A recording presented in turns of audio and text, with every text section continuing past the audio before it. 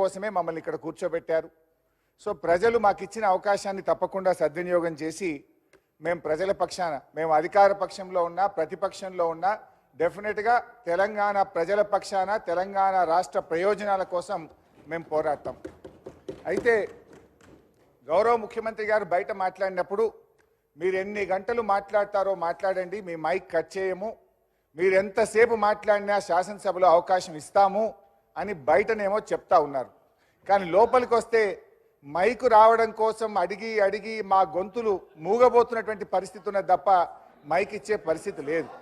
So దయచేసి మీతో కోరేది, గౌరవ ముఖ్యమంత్రి గారు చాలా విషయాలు సత్యదూరమైనటువంటి విషయాలు చెప్పారు, సభ హుందాతనాన్ని తగ్గించే విధంగా మాట్లాడారు.